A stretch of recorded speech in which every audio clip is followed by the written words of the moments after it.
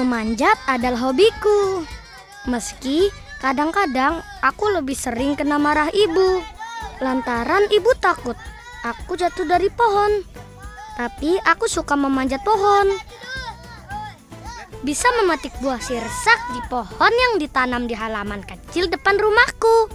Dan dari ketinggian aku bisa melihat betapa luasnya dunia. Duniaku, dunia anak-anak sepertiku. Dan satu lagi, aku bisa melihat teman-temanku tanpa perlu mengangkat kepalaku ke atas.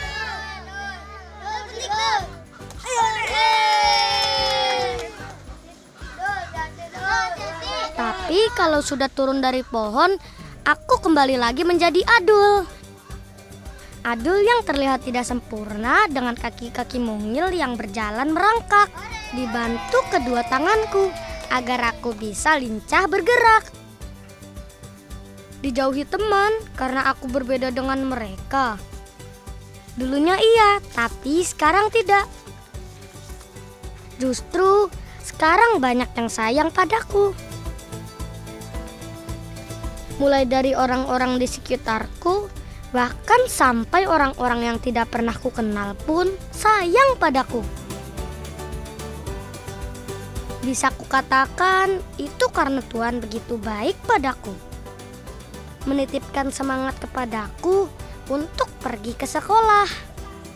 Karena semangatku itulah orang-orang bisa jadi sayang sama Adul.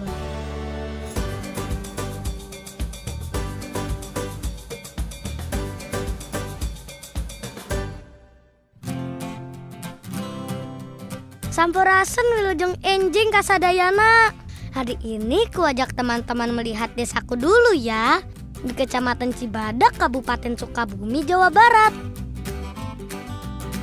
Di bawah kaki Gunung Walat sepanjang 359 hektare, disinilah aku lahir dan dibesarkan. Ini tanah kelahiranku. Kalau ini rumahku. Terlihat sederhana ya, tapi sangat nyaman.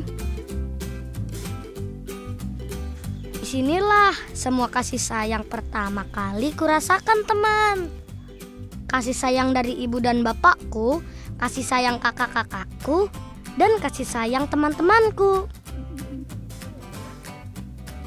Aku bisa menjadi diriku sendiri dengan keadaanku yang seperti ini. Tanpa ada rasa takut dijauhi atau tanpa ada rasa malu, karena mereka menerimaku apa adanya, mencintai dan menemani kemanapun aku pergi.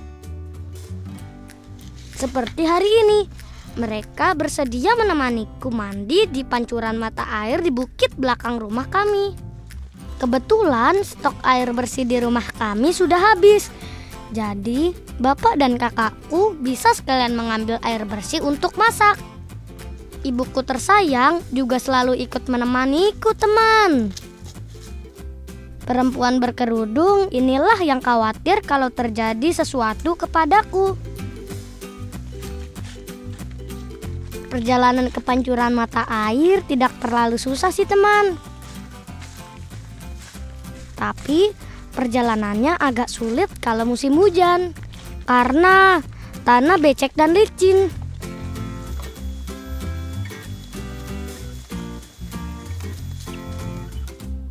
Untung saja cuaca hari ini cerah. Jadi perjalanan kami ke pancuran terasa menyenangkan.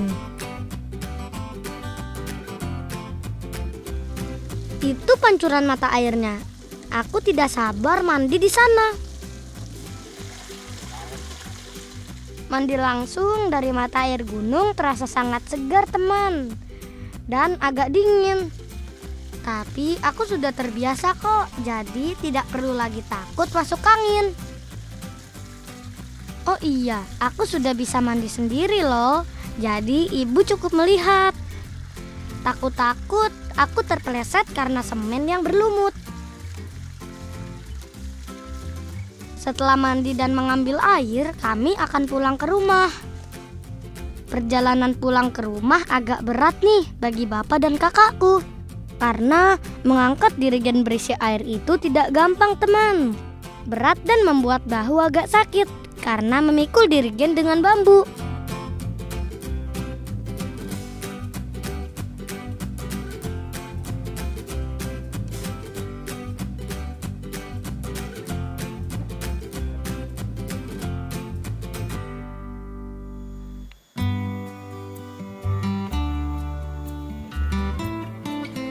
Ada lagi nih teman, bentuk kasih sayang yang dilakukan Bapak kepadaku, yaitu membuatkan musola kecil tempatku mengaji dan sholat.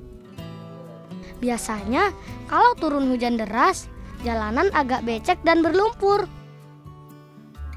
Makanya Bapak tidak ingin aku kesusahan merangkak ke desa sebelah untuk mengaji.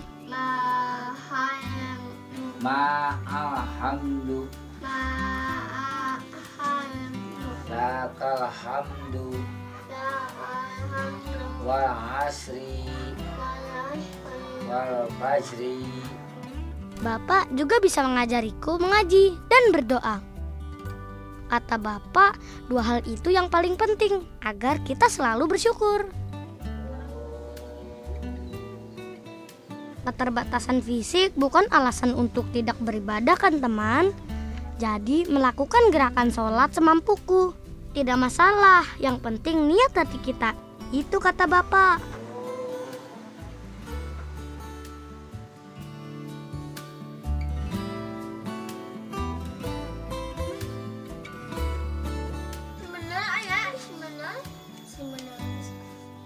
Teman-teman selalu main ke rumahku, juga bentuk rasa peduli dan sayangnya kepadaku loh teman. Bukannya aku malas keluar rumah, tapi mereka memang senang berkumpul di depan teras rumah kami untuk sekadar main sama kucing kesayanganku atau bermain gasing dan balon tiup.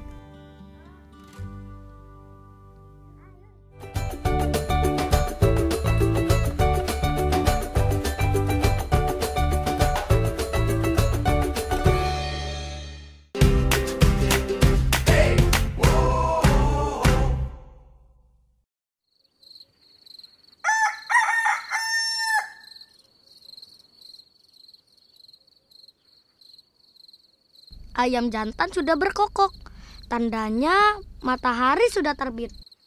Dan pertanda aku harus bangun dan bersiap berangkat sekolah. Aku biasa bangun lebih awal, supaya waktunya bisa kugunakan untuk mandi, pakai seragam, sarapan, dan untuk perjalanan ke sekolah. Baiklah, sudah waktunya berangkat ke sekolah. Ayo teman, ikut perjalananku menuju sekolah dengan berjalan merangkak. Pakai sepatu untuk kedua kakiku dan sepasang sendal untuk alas kedua telapak tanganku saat merangkak. Seperti biasa, ibu akan mengikutiku dari belakang dan membantuku membawakan tas sekolahku. Jadi kalau ditanya ibu sayang atau tidak padaku, jawabannya nanti teman-teman bisa lihat sendiri kok. Aku dan ibu melewati jalan ini setiap hari, sepanjang 3 km. Cukup jauh sih teman. Tapi aku punya cara nih, agar kakiku tidak pegal. Aku kadang berjalan dengan kedua tanganku. Tapi tenang, tidak akan jatuh kok, kan sudah biasa. Tanah, batu kecil, batu besar, rumput, daun-daun kering, jalanan berliku dan menanjak atau turunan sudah akrab denganku sejak 3 tahun yang lalu teman.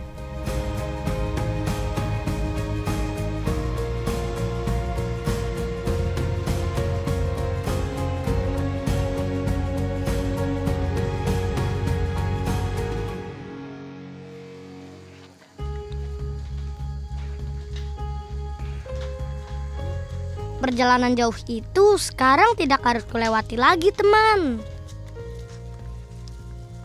Berkat dukungan orang-orang baik di sekitarku. Salah satu sekolah pesantren di dekat rumahku memberikan jalan pintas melalui pintu kecil ini. Jadi, aku tidak perlu lagi berjalan merangkak sejauh 3 kilometer. Kebaikannya terlihat sederhana ya teman, tapi bagiku itu rasa sayang orang lain terhadapku. Nah, kalau jalanan becek memang akan selalu kuhadapi setiap hujan turun. Ibu selalu kasihan padaku dan menyuruh agar aku tidak masuk sekolah. Tapi itu kan bukan alasan bagiku, teman. Karena aku tetap semangat merangkak pergi ke sekolah.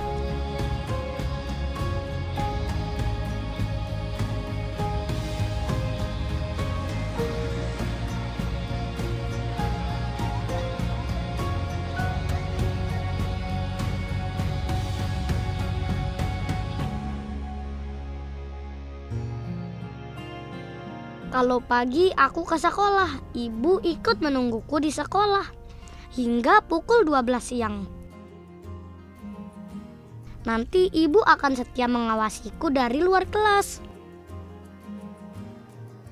Perjuangan berat ibu saat menungguku adalah menahan rasa bosan, mengantuk, lapar, dan kadang ibu harus menutup telinganya agar tidak mendengar beberapa orang sekitar membicarakan keadaan fisikku. Tapi apapun yang dirasakan ibu, tak pernah sedikit pun ia mengeluh.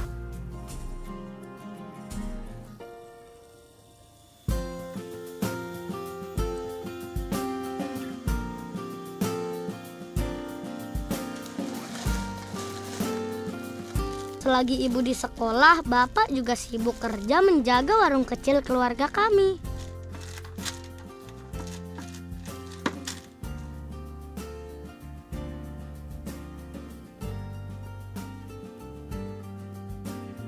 Dulu bapak bekerja sebagai pemecah batu di Gunung Walat selama 35 tahun. Tapi karena kondisi kesehatan bapak kurang baik, bapak memutuskan berjualan di rumah. Dan setelahnya bapak membantuku mencari rumput untuk makanan kambing kesayanganku.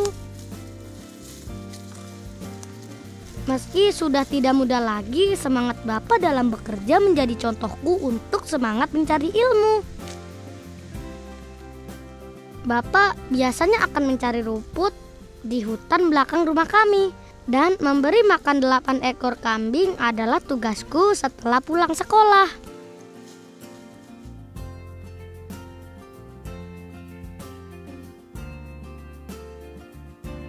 8 ekor kambing yang sedang kuberi makan rumput segar ini salah satu bukti kalau orang-orang sayang kepadaku.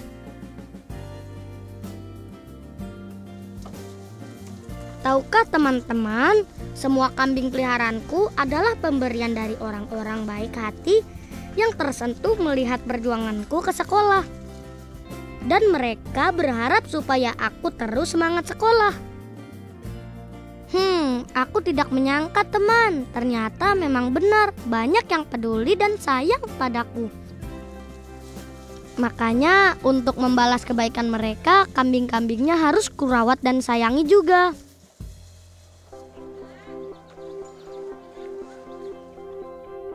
Salah satu kado spesial yang tidak pernah kulupa adalah sepeda yang sedang kunaiki teman. Coba tebak siapa yang memberiku sepeda?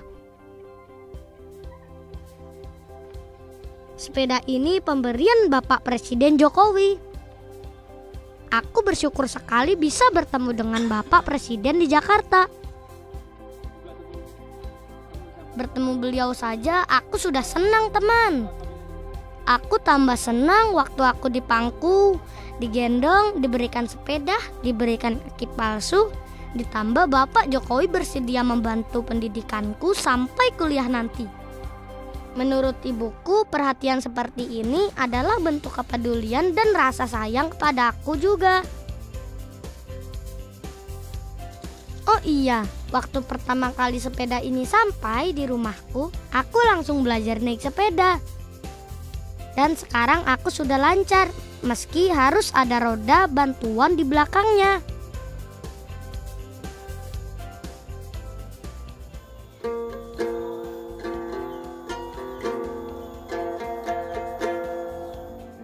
Percaya tidak teman, gitar yang sedang kumainkan ini juga pemberian dari seorang kakak mahasiswa di Jakarta yang sayang padaku. Ia memberikan gitar kecil ini sebagai hadiah karena semangatku pergi sekolah dengan merangkak. Maaf ya teman, suaraku tidak bagus dan jelas untuk bernyanyi. Dan aku belum bisa main gitar dengan baik. Jadi hanya bisa genjerang-genjreng seperti ini.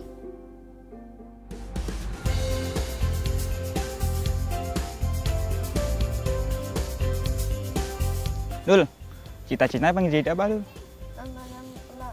Pemadam kebakaran. Kalau misalnya sekarang Pak Tri tantangin kamu naik wall climbing, mau nggak? Mau nggak? Berani nggak? Berani? Ayo, gini acaranya dulu ya. Kamu pas naik, terus kamu naiknya tenaganya pakai tangan, ya. Jadi kamu narik badanmu pakai tangan ini, kemudian cari yang terdekat. Oke, siap? Ya. Let's go.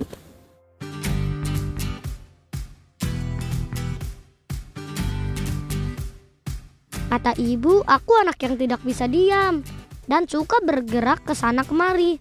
Makanya aku bersemangat sekali untuk bisa memanjat tebing. Pak Tri, guru memanjat tebing di pesantren dekat rumahku, akan mengajariku memanjat tebing dengan baik dan benar.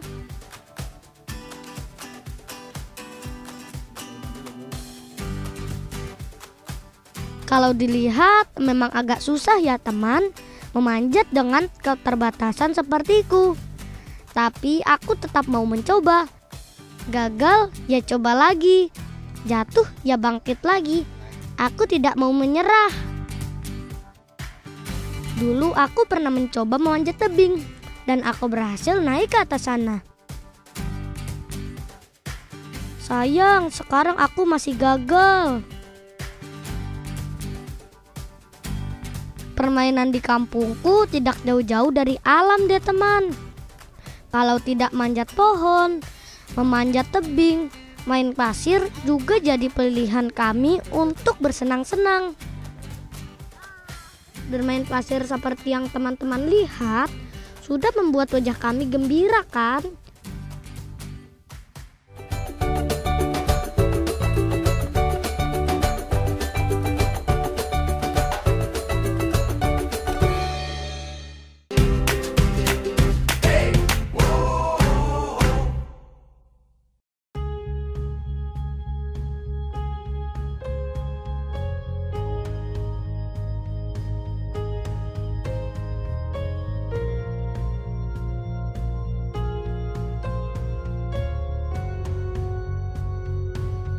Inilah cita-citaku, menjadi seorang pemadam kebakaran. Memakai seragam berwarna oranye membuatku percaya diri dan terlihat gagah kan? Alasanku menjadi pemadam kebakaran karena aku ingin menolong dan menyelamatkan orang lain yang sedang terkena bencana. Meski tanpa kaki yang sempurna, tapi aku percaya tidak ada yang tidak mungkin di dunia ini selama kita terus berusaha untuk mewujudkannya. Semoga kelak aku bisa mewujudkan cita-citaku ya teman.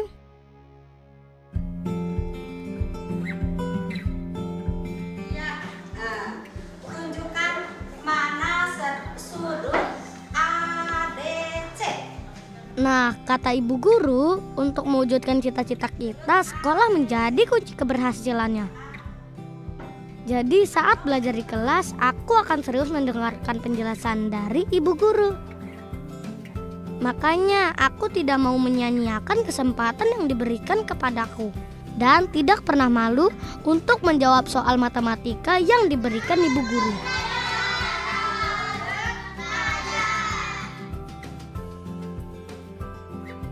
Saat istirahat, aku senang bermain dengan siapa saja.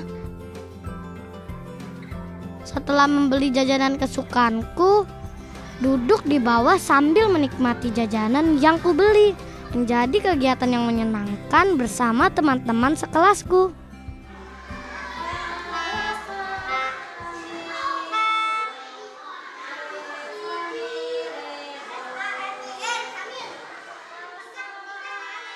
Ada yang bertanya, kenapa aku meniup pianika menutup hidung? Jadi aku meniup pianika seperti ini karena aku tidak punya langit-langit di atas lidah. Jadi hidung harus ditutup supaya angin yang ditiup menghasilkan suara pianika. Dan itu kenapa saat aku berbicara atau bernyanyi tidak begitu jelas mengucapkannya. Itu disebabkan pada rongga mulutku tidak ada langit-langitnya.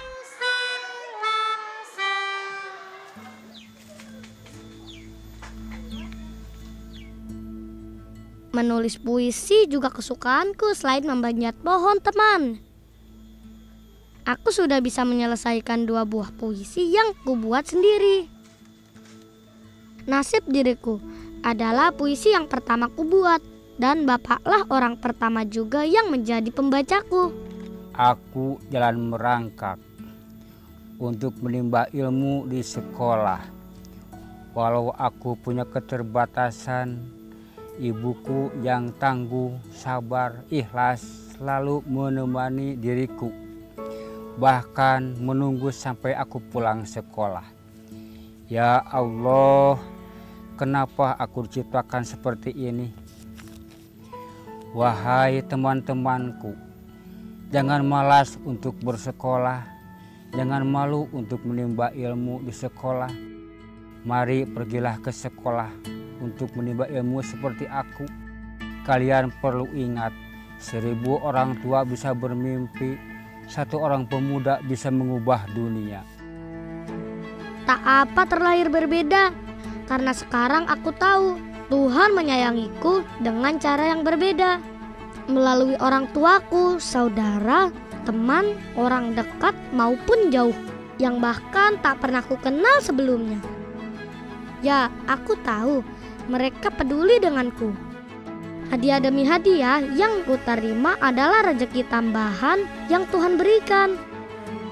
Tapi dari semua itu, pesan dari mereka agar aku tetap semangat sekolah menjadi pemberian yang paling berarti, yang membuat hidupku menjadi lebih berarti juga.